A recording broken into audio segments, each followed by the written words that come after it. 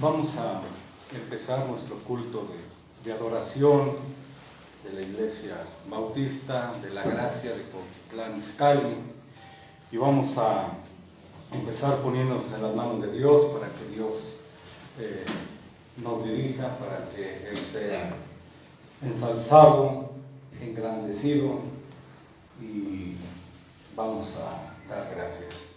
Nuestro Padre que estás en el cielo, delante de tu presencia, para agradecerte, Señor, primeramente la vida, para agradecerte la oportunidad que tenemos de estar reunidos como hermanos, como congregación, para darte la gloria, la honra, y nos unimos también a quienes, por motivos que tú conoces, desde casa también nos están acompañando. Prepara, Señor, nuestras mentes, los corazones. Te damos gracias, Señor, por la oportunidad, y en todo y por todo, Señor, recibe la gloria, la honra y el honor. Te damos gracias, Señor, nos ponemos en tus manos en el nombre de Jesucristo, tu Hijo. Amén. Himno número 222.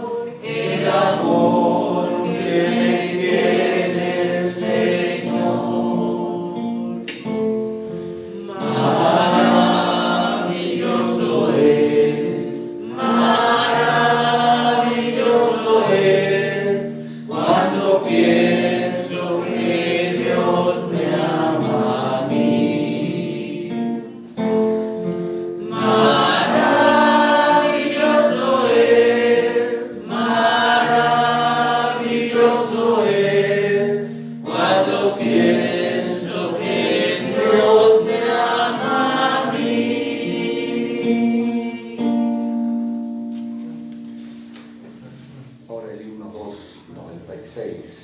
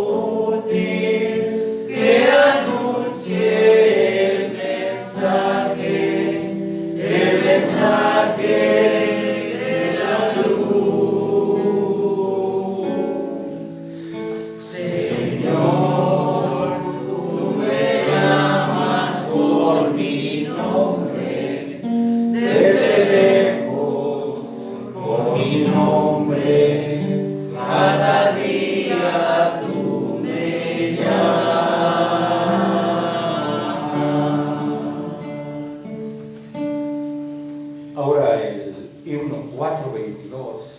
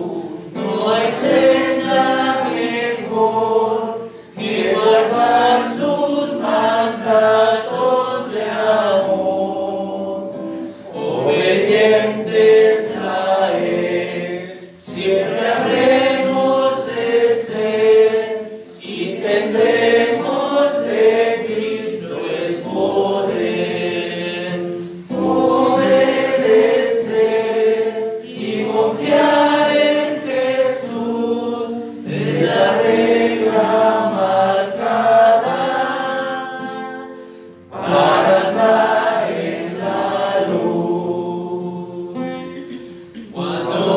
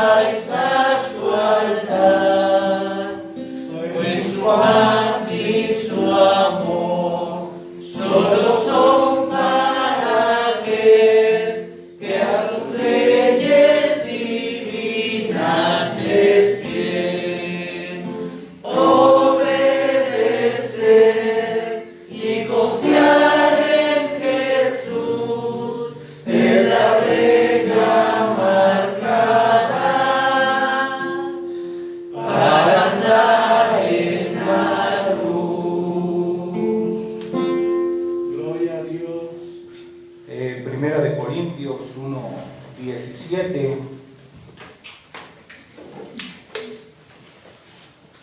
Seguimos con nuestro tema. Como ustedes saben, nuestro tema es una fe por la cual vale la pena, morir.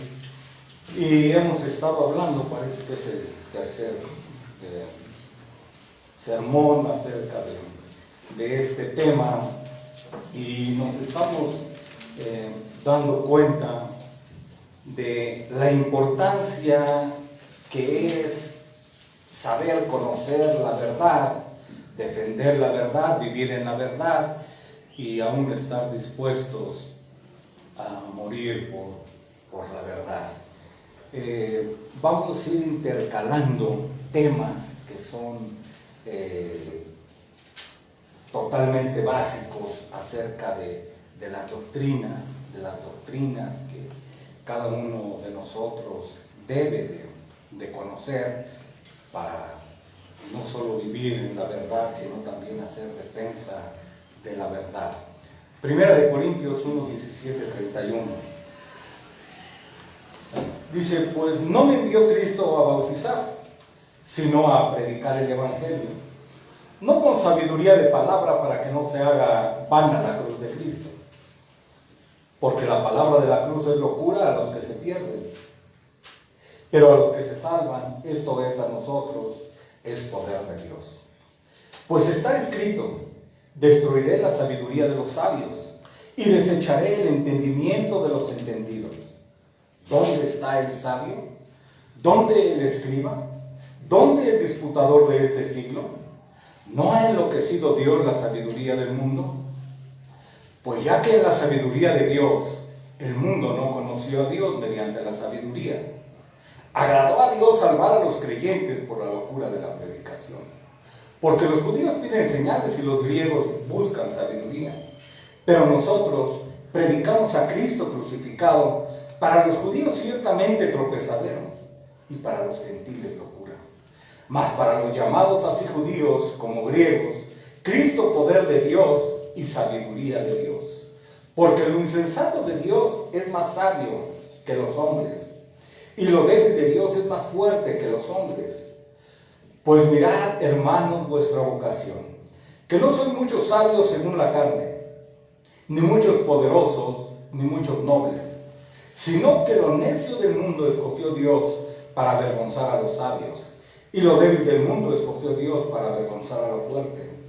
Y lo vil del mundo y lo menospreciado escogió Dios, y lo que no es, para deshacer lo que es, a fin de que nadie se jacte en su presencia.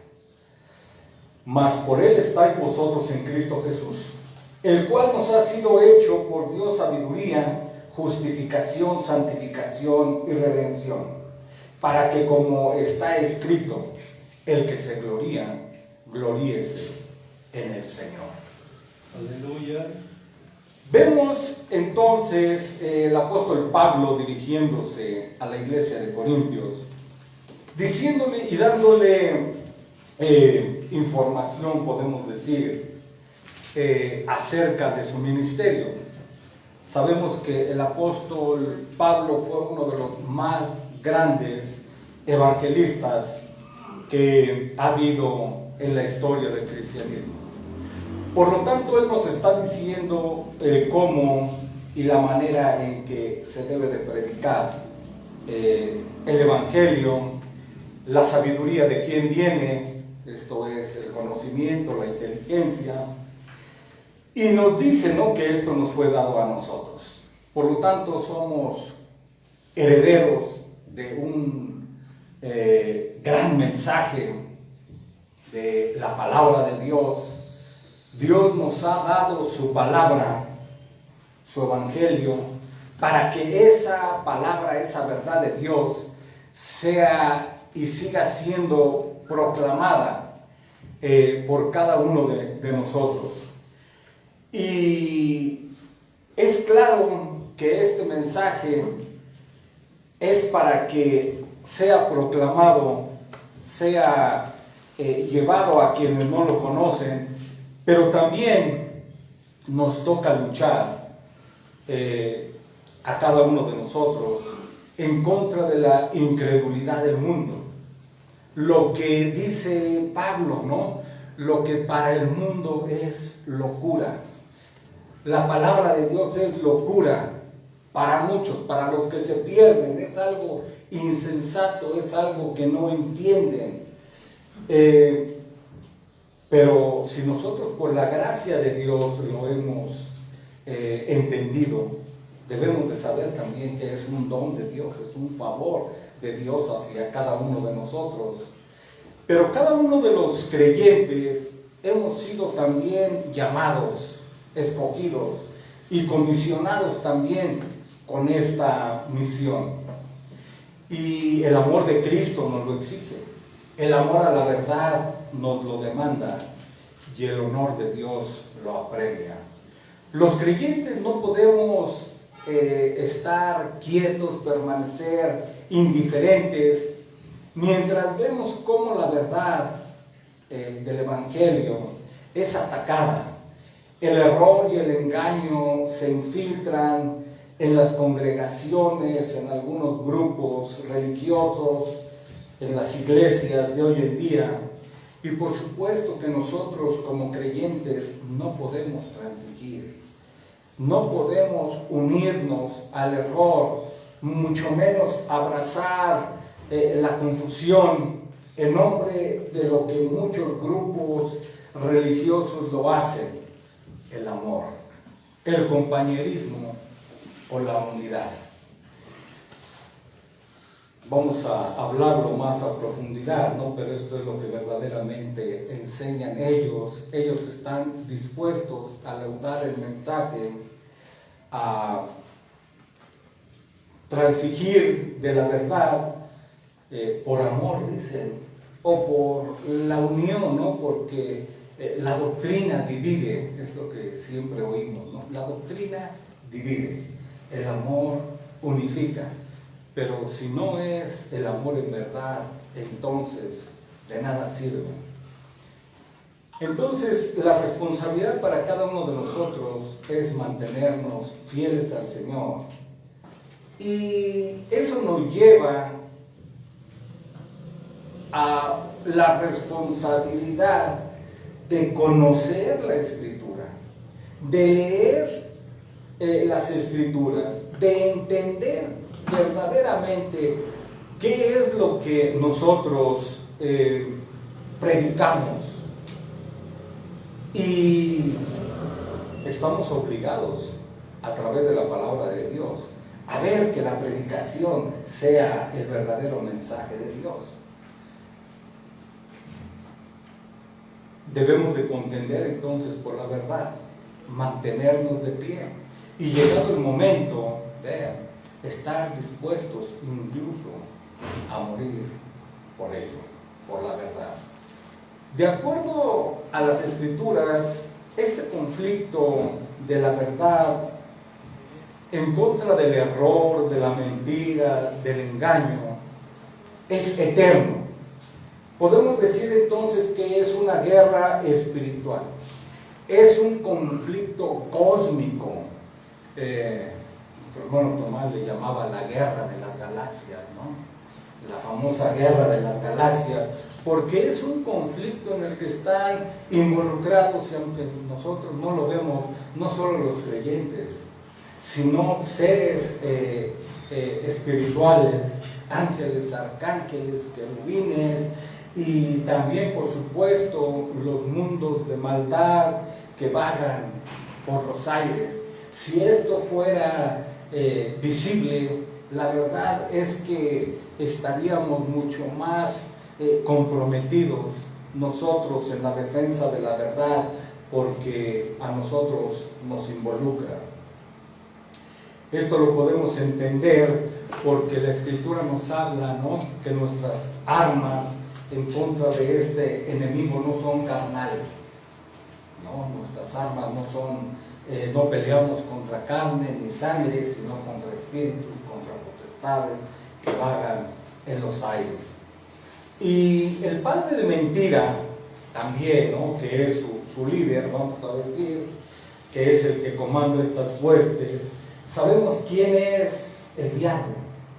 El diablo, dice la Escritura, que es maestro del engaño, que el diablo vino a matar y destruir, pero también a engañar.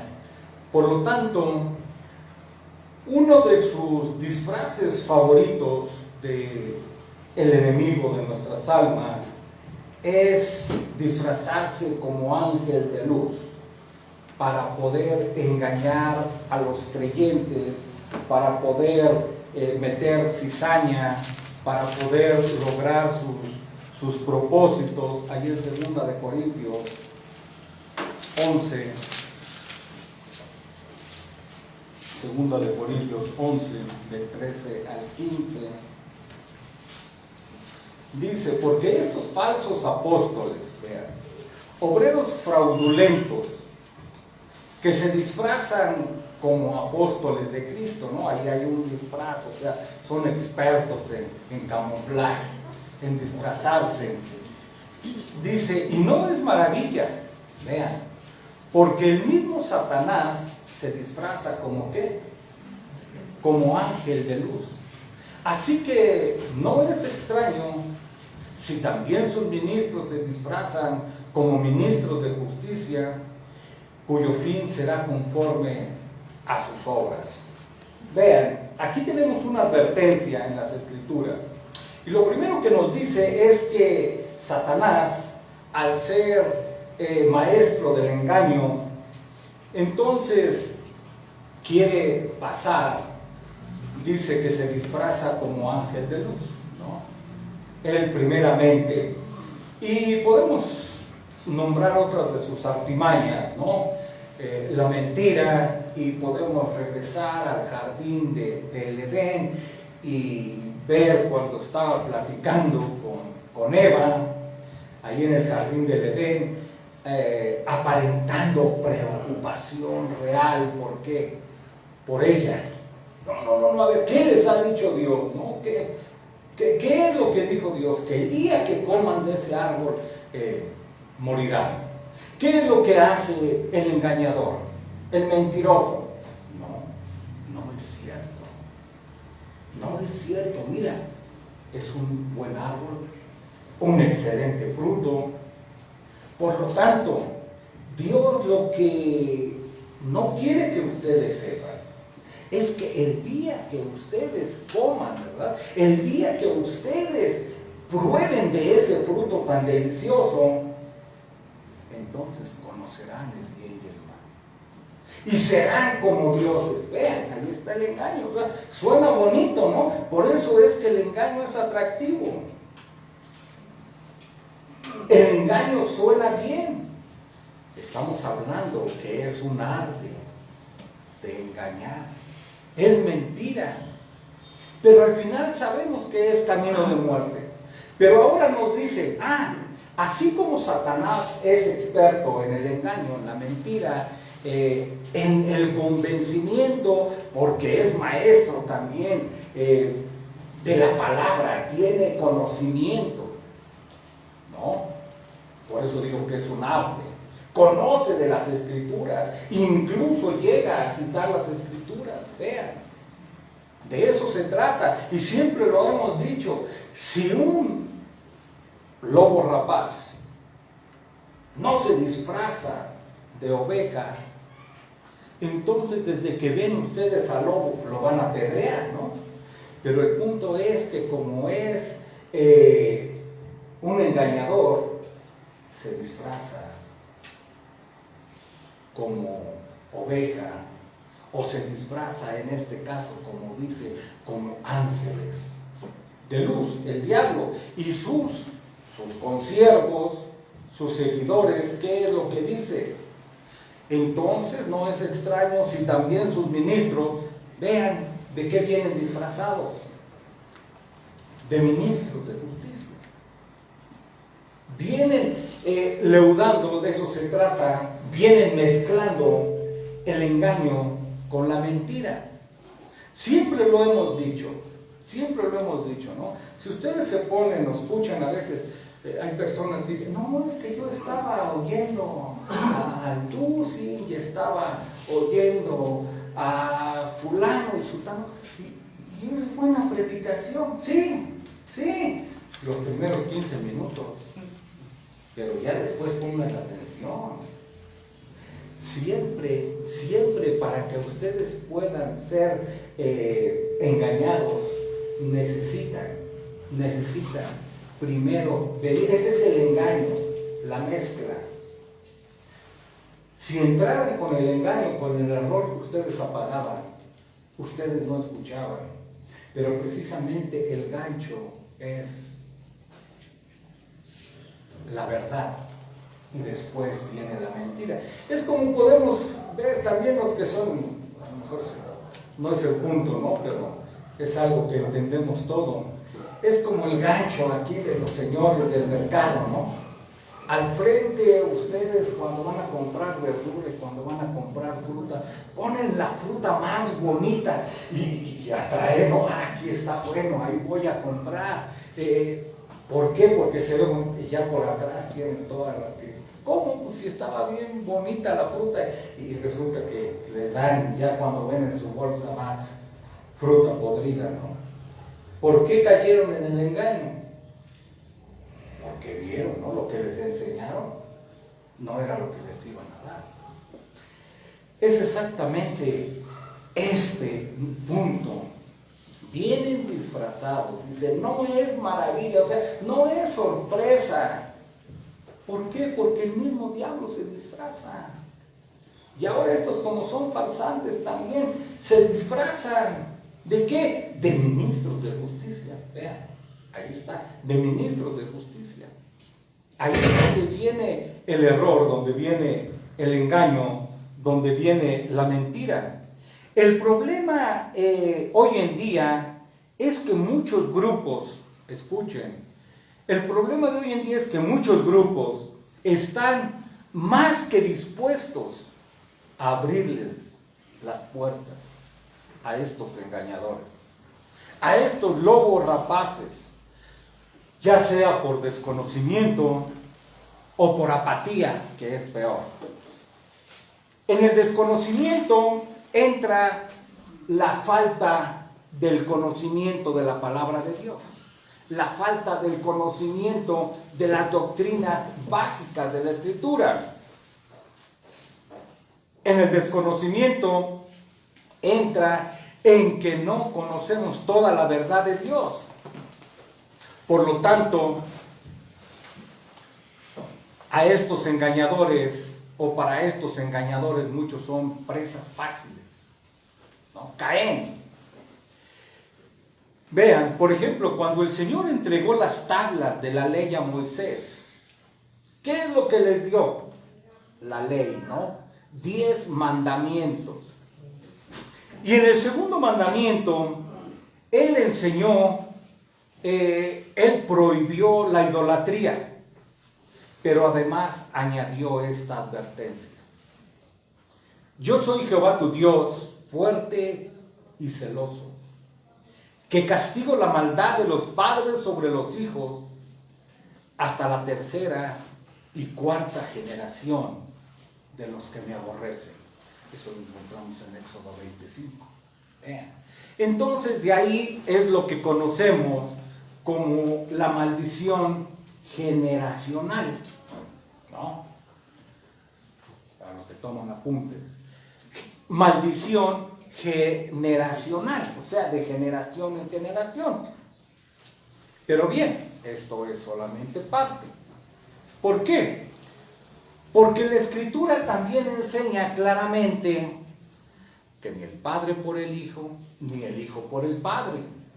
El alma que pecare, ¿qué dice? Esa morirá. Entonces, si nosotros estamos viendo, ¿no? Aquí tenemos dos cosas que aparentemente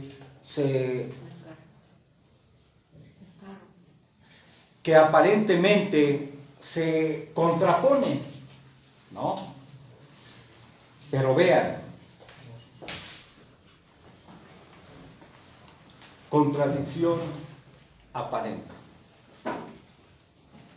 Yo soy Jehová tu Dios, fuerte y celoso, que castigo la maldad de los padres sobre los hijos, hasta la tercera y cuarta generación de los que me aborrecen. No, ahí está.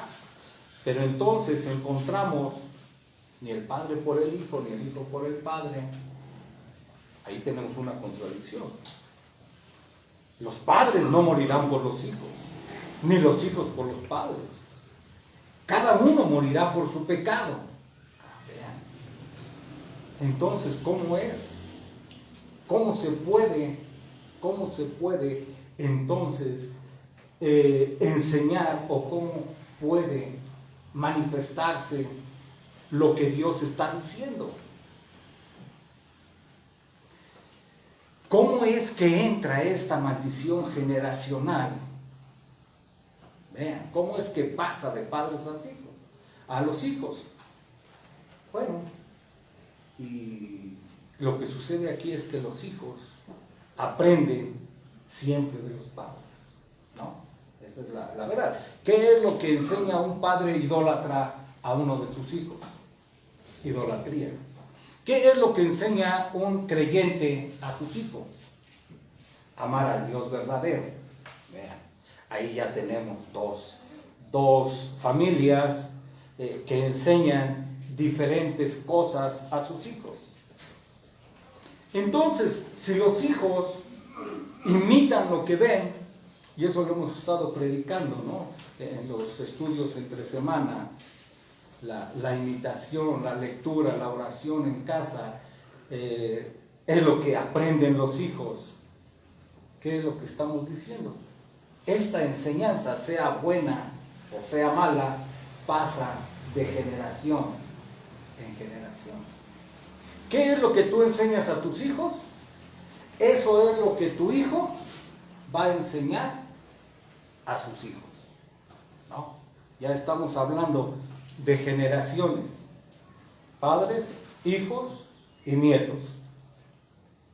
Estamos hablando que es por imitación, es lo que se les enseña.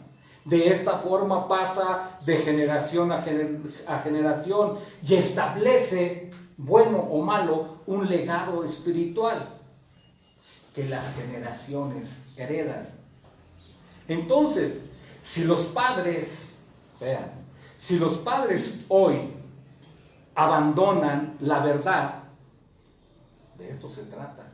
Esa es nuestra responsabilidad. Si yo como padre abandono la verdad y no les inculco y no guío a la verdad en el camino de Dios a mis hijos, estoy poniendo sobre ellos una maldición. Una maldición que va a tardar ¿cuántas generaciones? Porque mi hijo se va a ir al mundo, va a vivir impíamente. Eso es lo que va a enseñar a sus hijos a vivir, de esa forma, de esa manera. ¿Cuántas generaciones pasarán para que vuelvan? Para que retornen, para que recuperen el amor por Dios y la verdad. Es así, entonces, vean cómo está el cumplimiento de la maldición generacional. Y es así como tenemos que ver, ¿no? Eso es la analogía que podemos hacer de las Escrituras. ¿Por qué? Porque si se agarra a rajatabla, y aquí por eso yo ponía estos dos textos, ¿no? Lo que dice el Señor, lo que enseña, ¿no? Cuando el Señor, yo soy Jehová tu Dios fuerte y celoso, que castigo la maldad, y luego encuentro, no, es que Dios no puede castigar.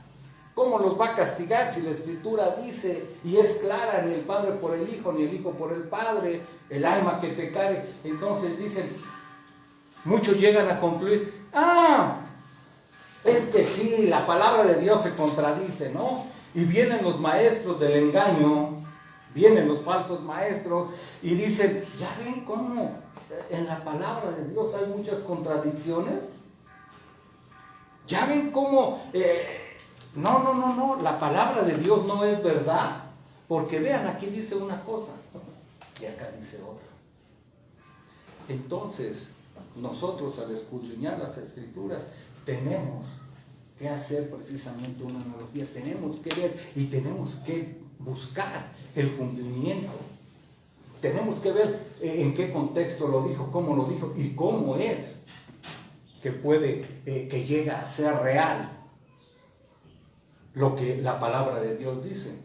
Entonces vean, lo que nosotros tenemos que hacer, y en eso tenemos que ocuparnos con temor y temblor, en conocer la palabra de Dios. Y de esta forma, escuchen, de esta forma, en particular, los líderes de la iglesia, los pastores, somos responsables de predicar la verdad. Y predicar toda la verdad de Dios, todo el mensaje. Y para esto se requieren pastores, vean, conforme al corazón de Dios, que apacienten a las ovejas con ciencia, con sana doctrina, con inteligencia. Esto es lo que dice Jeremías.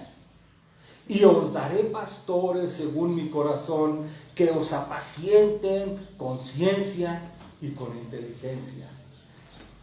Créanlo, el tener pastores que prediquen la verdad es un favor, es un don de Dios, que no tienen en muchos lugares, que no tienen en muchos grupos.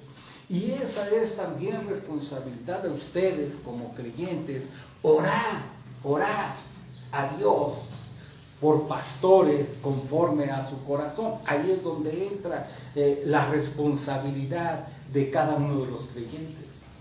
¿Para qué? Para que en una iglesia, en una iglesia verdadera no haya únicamente uno, sino que pueda predicar 2 o 3 personas. En eso estamos, y ese es un motivo, abro un paréntesis, y ese es un motivo de oración que debemos de tener nosotros como congregación. ¿Por qué? Porque sabemos que tarde que temprano Dios tiene que llamarnos, ¿no?, a su presencia. Y aquí generacionalmente, ¿a quién le vamos a pasar el estandarte, no? Yo veo a algunos, ¿no? Algunos, ya sé, a veces se dice, no, ya sé más o menos quién. Y de repente se ve como que, ¿qué pasó? Iba muy bien y era la esperanza, ¿no?, humanamente hablando. Créanlo, hermanos, aquí, en esta pequeña congregación, ha habido al menos 3 personas que pudieran haber sido útiles en el servicio del Señor, que pudieran haber enseñado la palabra de Dios, y tristemente, lo digo, tristemente, se han inutilizado. Esa es la palabra, inutilizado voluntariamente. En el ejército es motivo de baja, y en tiempo de guerra hasta de que nos fusilen. Se llama inutilización voluntaria. Hoy uno de ellos ya está con el Señor, ya entregó cuentas a Dios, y creo que perdió mucho de lo que había ganado. Y lo puedo decir, ¿no?, porque muchos lo conocieron. Nuestro hermano Elías Estrada, ese muchacho que murió y Dios lo mató, literalmente, Dios lo mató anticipadamente, lo llevó a su presencia, se inutilizó voluntariamente, cuando había muchas esperanzas de que él fuera un hombre que pudiera predicar la palabra. Véanlo, ahorita partió antes de tiempo, precisamente por lo que le estoy diciendo. Y digo, si en el ejército es motivo de pena de muerte, conti más en las cosas de Dios. Las cosas de Dios son serias. Y vuelvo al punto, aquí hay 2, 3 hermanos que han podido ser muy útiles y por una u otra cosa se han utilizado. Estén orando a Dios por esto, porque es algo importante, ¿no? Que haya 2, 3 predicadores. Es necesario, hermano. Es necesario. ¿No? Véanlo, visualícenlo y tómenlo como motivo de oración. Y por eso digo, ¿no? Es deber de los pastores, sí, de los líderes, sí, pero también es el deber de todo creyente, el de contender cada día en contra de los ataques de Satanás en contra de la verdad, aborrecer el más mínimo error, no dar entrada a pensamientos y engaños, falsedades, no comprometerse ni aliarse con el enemigo en ningún sentido. A veces se piensa, se cree que hablando, ¿no? Por decir algo, vamos a poner un ejemplo. De aquí han salido algunas personas. ¿Por qué? Porque han sido engañadas por algunos amigos, familiares, y han estado con nosotros y al fin se han ido. Y es triste cuando sabemos a dónde han ido a parar. Y el punto es que decimos, no entendieron, no entendieron. Ahora, una de las reglas con ellos es, no les recibáis en mi casa, ni les llaméis bienvenidos. A no ser, ¿verdad? Por supuesto, que sea para hacerlos volver al camino, al redil, para enseñarles sus errores y marcarles su desviación. Eso está bien, pero si se les recibe como amigos, como hermanos, ¿qué pasó? No se puede. A lo mejor creen que es fundamentalismo. A lo mejor llegan a pensar que somos muy duros o faltos de amor. No, hermano, no. La regla bíblica es qué comunión tiene la luz con las tinieblas. Y si ellos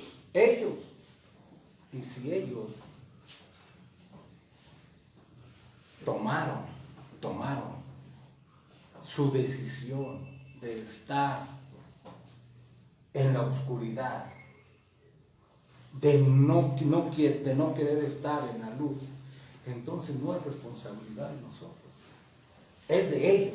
Y eso es precisamente lo que tenemos que predicar acerca de la iglesia, de la unidad de la iglesia, de la hermandad y de los privilegios de pertenecer a una iglesia, es precisamente eso. Que todo eso se pierde cuando se le da la espalda a Dios. Sí, porque realmente no le están dando la espalda a los amigos, le están dando la espalda a Dios, sí, pero también a sus hermanos, ¿no?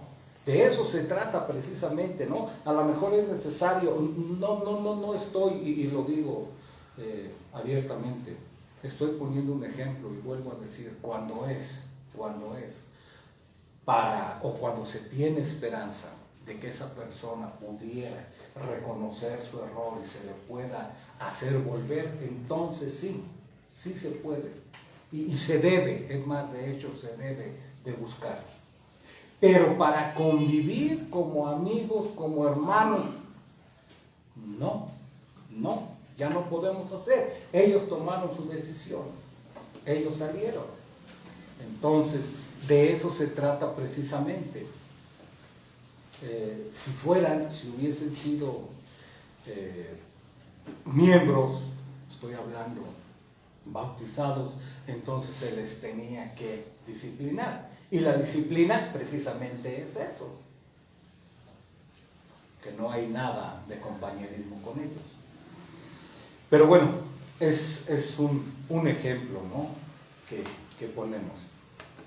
Cada creyente entonces debe de estar apercibido, de comprometerse, y vuelvo a decir, de no dejarse engañar, pero además también de no aliarse con el enemigo. Recuerden que no es un juego. Véanlo de esa forma. No es un juego. Estamos hablando de una guerra, de una batalla, de una lucha.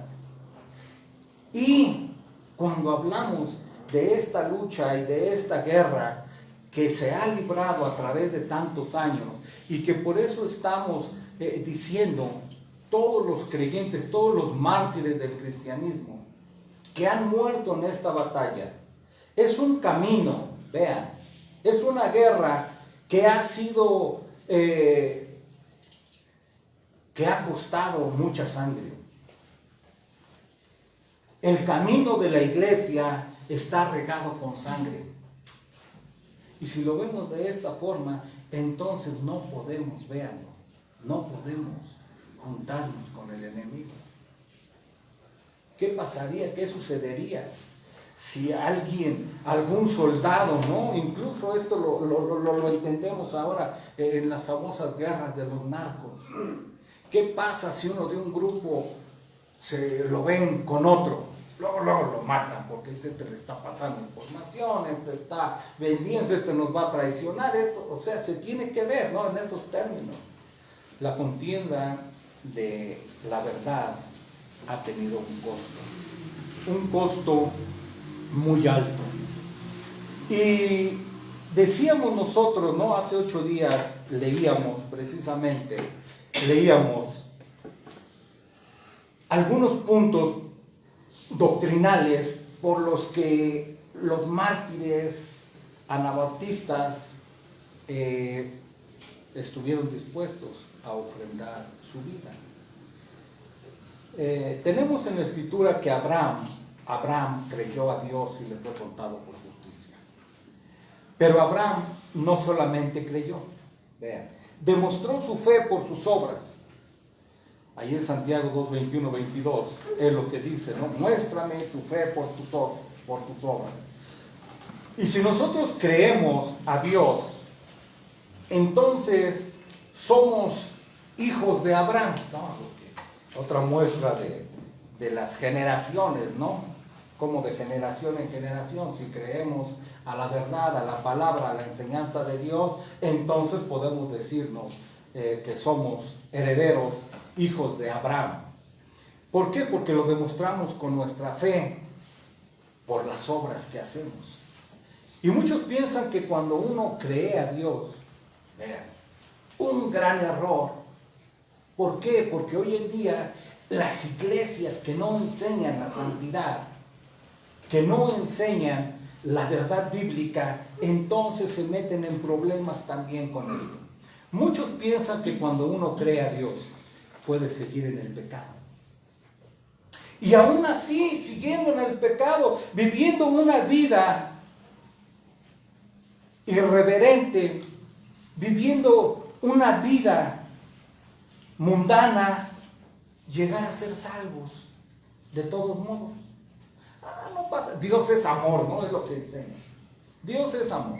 Dios te recibe con todo tipo de pecados y concupiscencias. Sí, pero Él las limpia. Él las borra, Él las quita. Apártese de iniquidad todo aquel que invoca el nombre de Jesucristo. Vean, ahí está, una de las reglas, ¿no? ¿Por qué me llamáis Señor, Señor, y no hacéis lo que yo os mando? El que tiene mis mandamientos y los guarda, ese es el que me ama. Vean, esto es lo bíblico. Esto es hacer una analogía de la fe. Esto es entender las Escrituras y lo que Dios nos quiere decir. Por lo tanto, no se engañen al creer que pueden seguir en el pecado y aún así de esta forma llegar a ser salvos. Esta es precisamente una de las mentiras del diablo. Y que muchos se la han comprado, ¿no? Porque además les conviene. Si creemos a Dios, entonces no seguiremos en pecado. Dios ha dicho que todos los que pecan, el alma que pecare, ¿qué dice? Esa morirá. ¿De dónde sacan que se puede vivir una vida pecaminosa e ir al cielo? Incluso, voy más lejos y vamos a tener que predicar sobre de eso. Los famosos creyentes carnales, ¿no? En muchos grupos religiosos, en muchas iglesias, oye, y es que ese... no, es que ese es un creyente carnal, ¿no? Y tenemos un libro incluso por ahí, los que no han oído de ese tema, que incluso dicen, sí, dividen, ¿no? Hacen una separación entre creyentes bíblicos y creyentes carnales. Caray, ¿de dónde sacaron eso? Bueno, es para meter a toda esa bola de rufianes, de pecadores dentro de la iglesia, en vez de exigirles santidad, en vez de exigirles que se alineen como lo ordena la palabra. Entonces es un creyente carnal, ¿no? Está en un proceso, ¿no? O sea, puede seguir pecando, puede vivir en pecado, pero no es salvo. Y este es un engaño que hay en muchos grupos religiosos. En una ocasión yo visitaba a una persona, uno de los ejemplos que a mí me constan, que no me contaron, yo lo viví, yo lo pregunté, fuimos, la señora se empezó a quejar amargamente de su marido, que era un patán, que era un adúltero, que era mujeriego, que era vicioso, que era un golpeador, que era... Y llegó el punto, pues no, que era cristiano. Y la misma señora, la misma esposa que lo estaba acusando de todas las cosas que les estoy diciendo, inmediatamente, sí, él es creyente, es más, su papá era hasta pastor. Vea, ahí está el engaño. Yo pregunto, ¿qué tiene de creyente ese tipo? A la luz de la Escritura, apártese de iniquidad. Sed santos porque yo soy santo. Nada.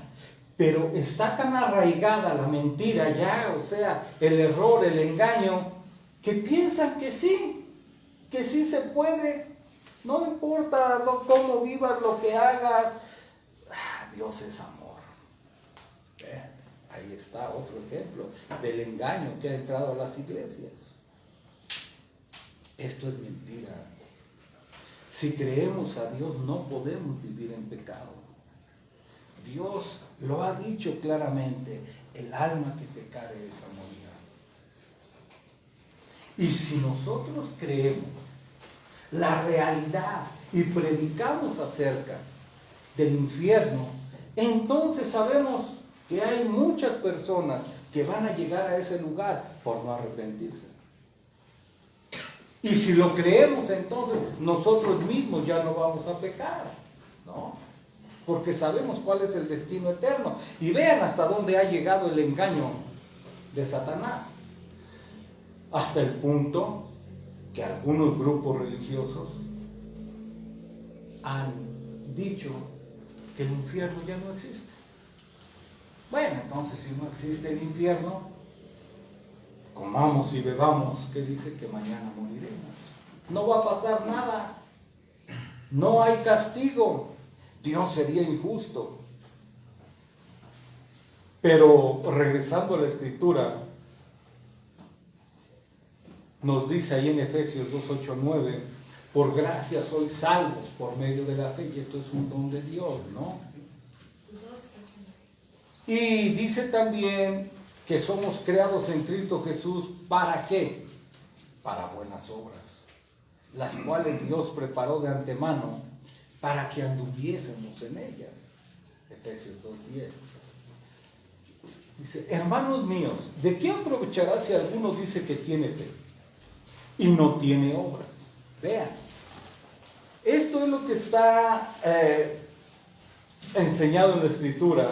Luego dice, ¿no fue justificado por las obras Abraham, nuestro padre, cuando ofreció a su hijo Isaac sobre el altar? ¿No ves que la fe actuó juntamente con sus obras? Y que la fe se perfeccionó por las obras. Vosotros veis pues que el hombre es justificado por las obras y no solamente por la fe. Porque como el cuerpo sin espíritu está muerto, así también la fe sin obras es muerta. ¿Qué es lo que está diciendo? Vean, algunos, y esto lo vemos y lo conocemos muchísimo, hemos oído de personas que dicen que son maestros de la fe, ¿no? O que tienen mucha fe, ¿no? Si no dicen ser maestros, al menos dicen que ellos tienen fe, que ellos han alcanzado un grado de madurez en su fe, de acuerdo que pueden hacer muchas cosas. Esto es lo que decían también en el pasado, ¿no? Pero ahora el apóstol Santiago dice, está bien, tú dices que tienes fe,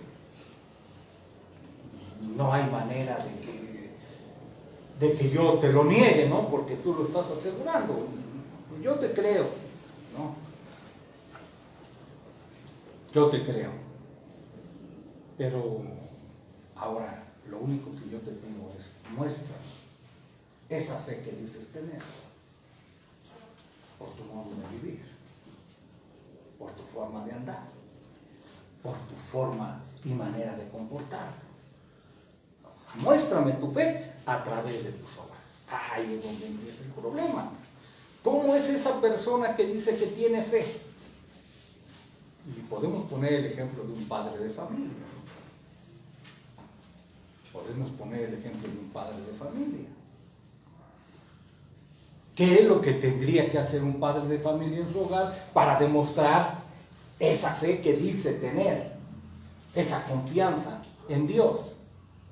Ser un excelente padre, ¿no? Empezando por un padre amoroso, un padre que se preocupa por sus hijos, un padre que guía a sus hijos en el amor y el temor de Dios, un padre que ora por sus hijos, un padre que provee a sus hijos todas sus necesidades, un padre que enseña, ¿no?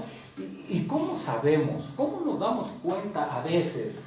Porque lo que está diciendo Santiago, muéstrame tu fe por tus obras. ¿Y cómo nos damos cuenta que efectivamente ese padre está mostrando la fe que dice tener a través de sus obras? Bueno, punto número 1, porque los hijos lo aman.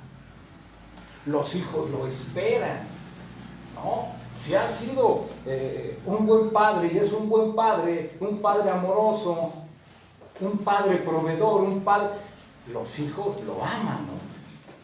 ¿Sí o no? Se da uno cuenta cuando llega a casa. O por el contrario, ya ahí viene el viejo, ya viene, corran, escóndanse, porque a ver ahora de qué genio viene, ¿no?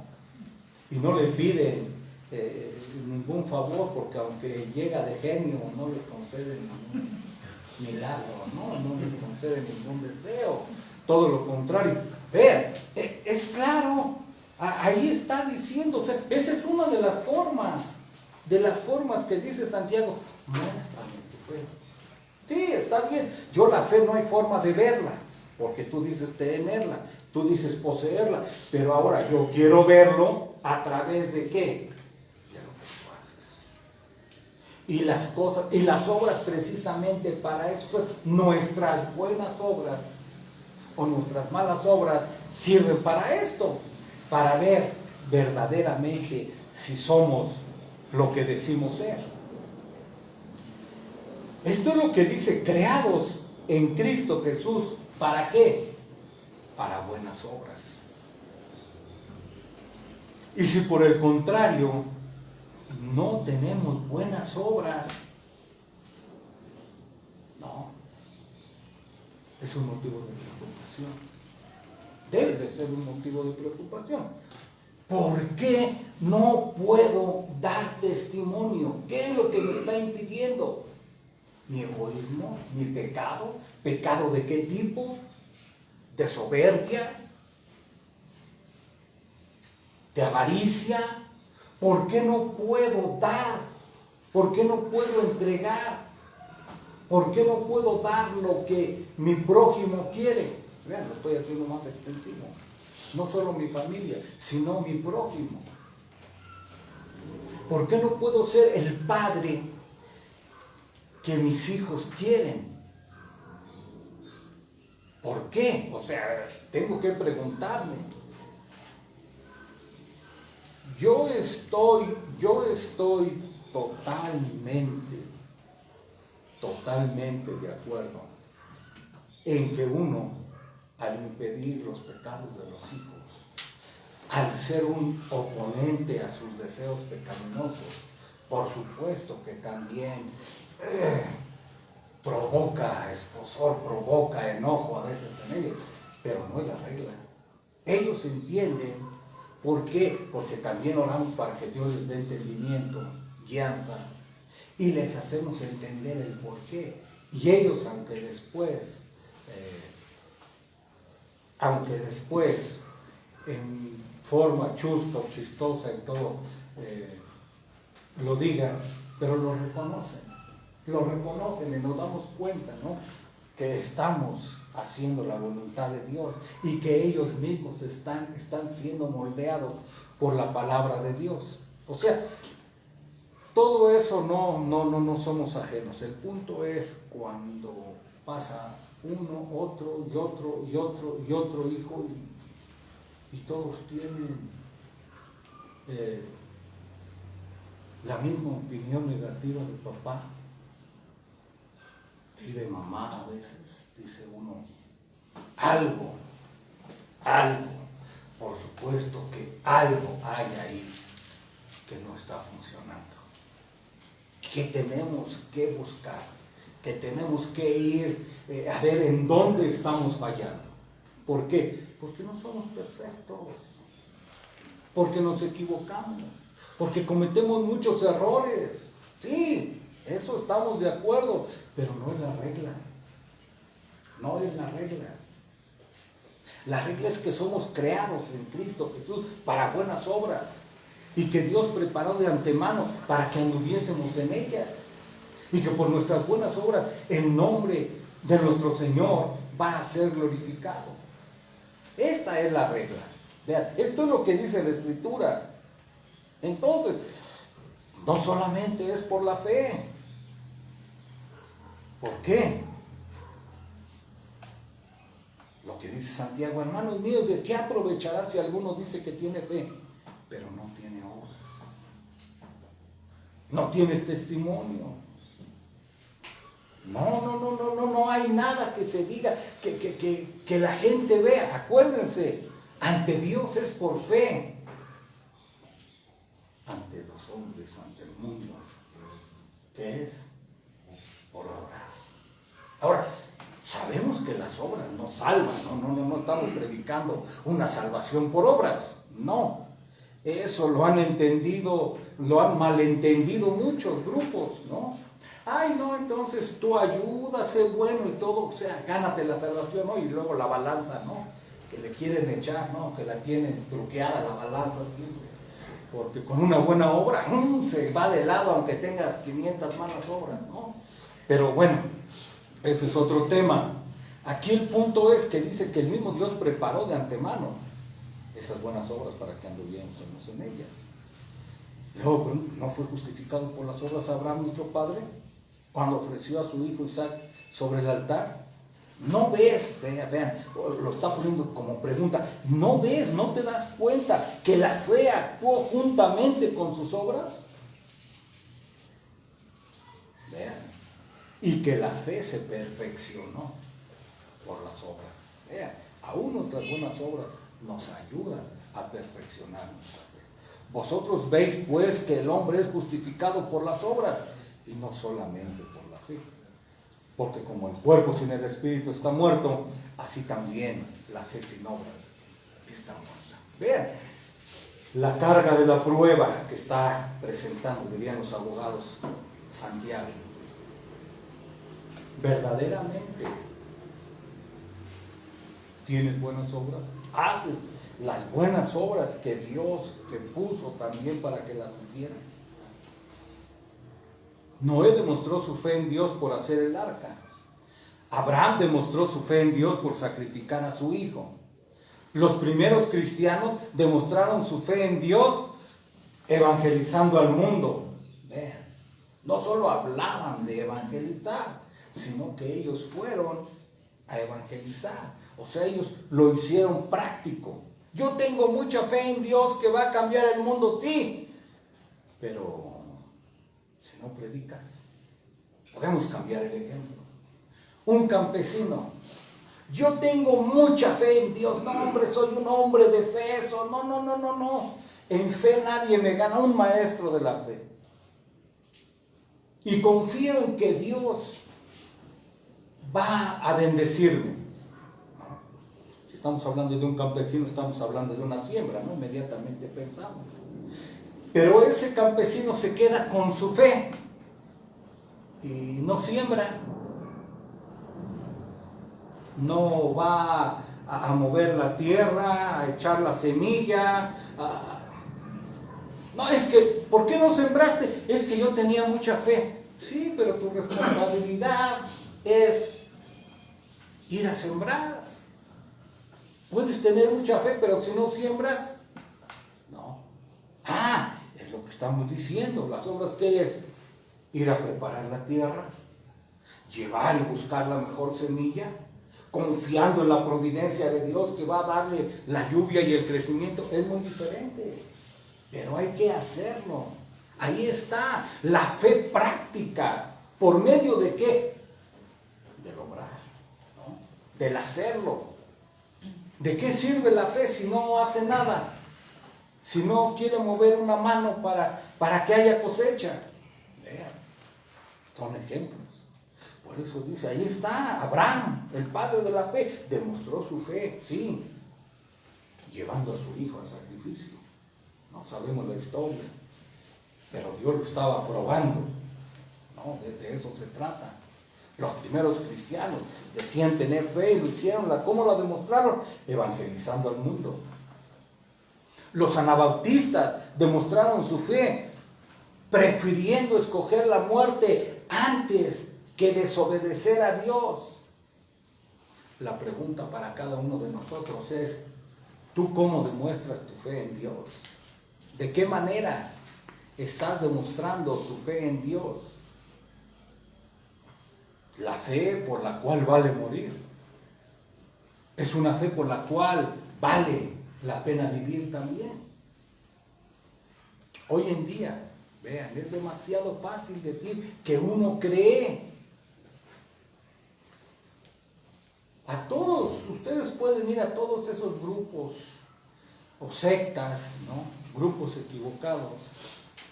Pueden ir a preguntarles si todos les van a decir que creen. Es más, ustedes pueden ir a la basílica y todo el mundo les va a decir que cree.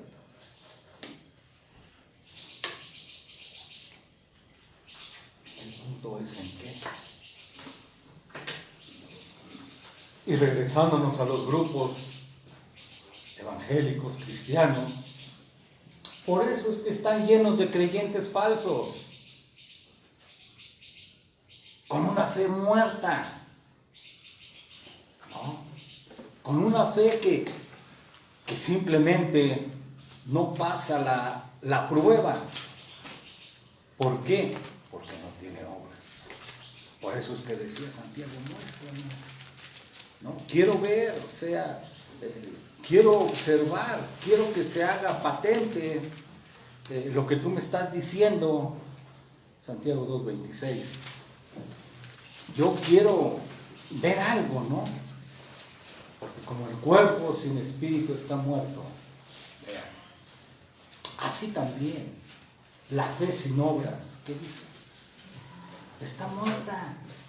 O sea, dice, no, o sea, no te engañes, si no hay obras, tu fe es motivo de un examen minucioso, porque esa fe está fallando, esa fe está muerta, esa fe no sirve para nada. Esto es lo que dice,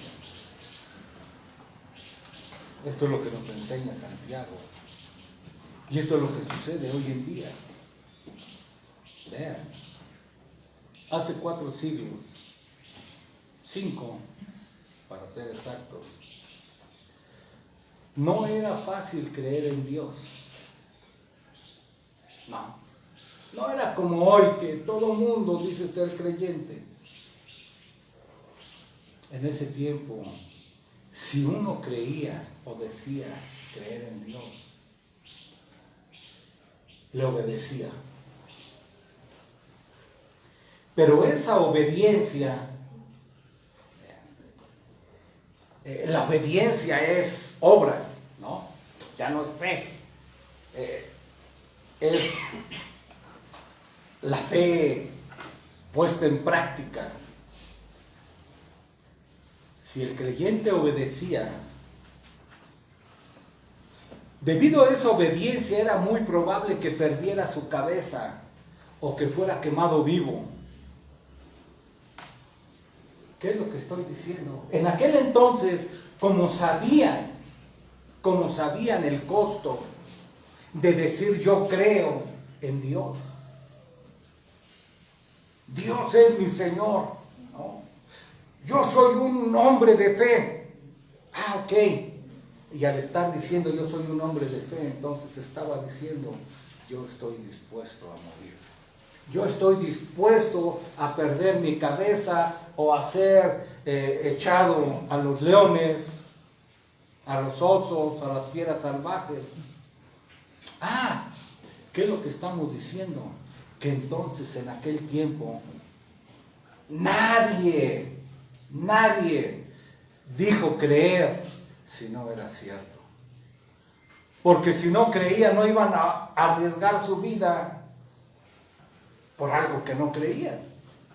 Pero si alguien decía creer, entonces ¿cómo se demostraba que creía? Porque estaba dispuesto a morir. Y su obediencia hasta la muerte lo autentificaba. Entonces podemos decir de esta manera que la fe de entonces era más que una profesión, ¿no? Como decimos hoy, una profesión de fe. Los creyentes vivían por la fe y morían por la fe. Aunque el camino de los fieles era peligroso, muchos creyeron a Dios. Y la iglesia en ese entonces floreció en medio de la persecución. Es lo que nos dice Spurgeon, ¿no? Nunca estuvo tan sana la iglesia como cuando era regada con sangre. En tiempo de persecución. ¿Pero por qué lo hicieron? Bueno, porque eran creyentes auténticos. Eran creyentes verdaderos. Eran creyentes que estuvieron dispuestos a perder todo. Óiganlo, todo. No solo la vida, sino también las posesiones. No solamente sus posesiones, sino también su tranquilidad, su comodidad. Había creyentes ricos, había creyentes que tenían mucho dinero, que vivían bien, pero que estuvieron dispuestos a ir a vivir a cuevas, a pasar hambres, fríos, persecución. ¿Por qué? Por seguir a Cristo. Entonces lo que vemos es que eran creyentes verdaderos. Creyentes verdaderos.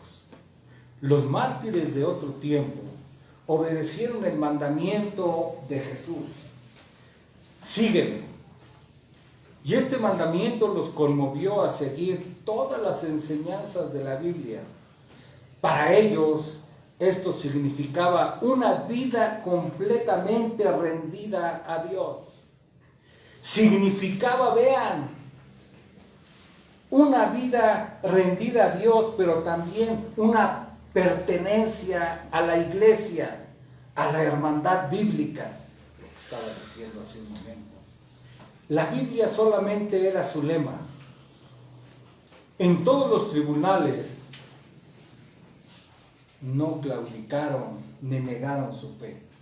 Y así taparon las bocas de sus enemigos, no solamente los católicos romanos, que añadían y sustraían libremente las escrituras, sino también de muchos llamados creyentes, ¿no? Estamos hablando de los reformadores. Los discípulos verdaderos siguen a Jesús todavía. Cada uno sigue donde Jesús lo guíe. Unos son quemados, unos ahogados, otros decapitados. Unos testifican del Evangelio en los palacios de reyes, mientras que otros predican en los talleres sucios de su trabajo. No sabemos a dónde el Señor nos va a llevar en la tierra, pero sabemos que si le seguimos fielmente, al fin llegaremos a las glorias del reino nuevo. Pues tengo por cierto que las aflicciones del tiempo presente no son comparables con la gloria venidera que en nosotros ha de manifestarse. Oremos. Nuestro Padre que estás en el cielo, te damos gracias, Señor, una vez más por tu palabra, por estos ejemplos de creyentes verdaderos, de mártires del cristianismo. Pedimos, Señor, que tú nos guíes, al igual que lo hiciste con ellos, nos des ese valor, nos des esa fortaleza. Y sobre todo también, Señor, pedimos que tú nos des sabiduría y que tú pongas en nosotros de tal forma ese amor por ti y por la verdad, que podamos estar dispuestos, Señor, al mismo sacrificio, si tú así lo permites.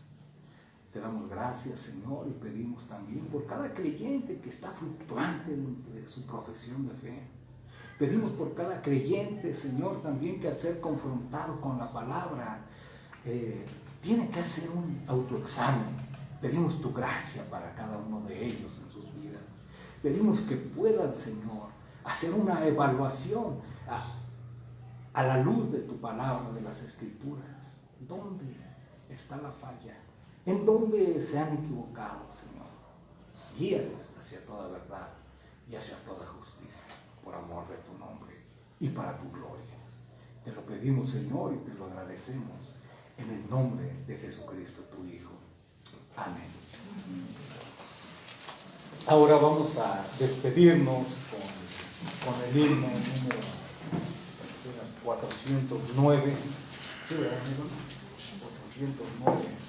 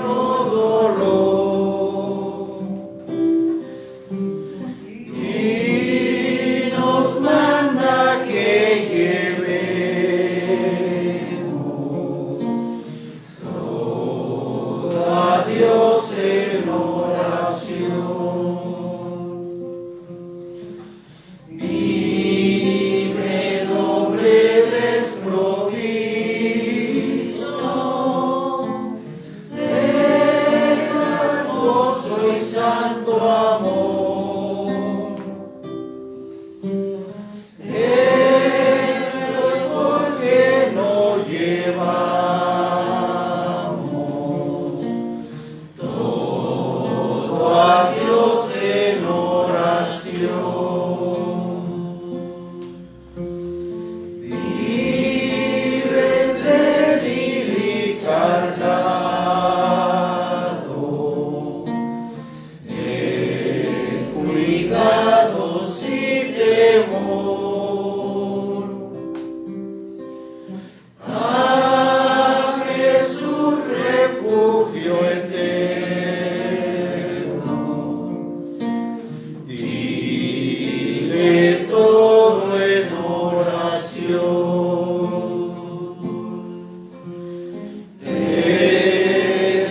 desprecian tus amigos, cuéntaselo en oración. En sus brazos de amor tierno, paz tendrá tu corazón.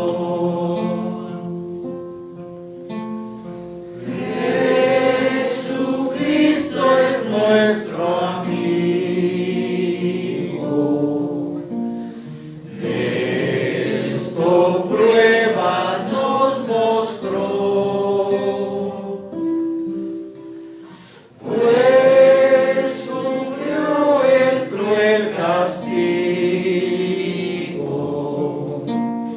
el culpable mereció. El castigo de su pueblo,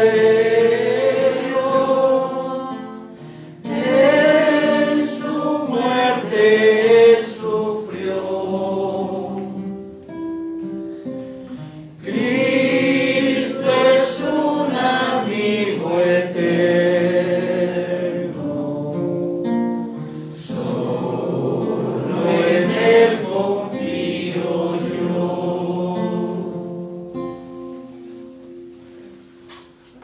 Estamos despedidos. No se les olvide estar orando por los diferentes motivos de las familias, la pandemia que no cesa. Estén al pendiente. Hasta luego. Hermano pastor.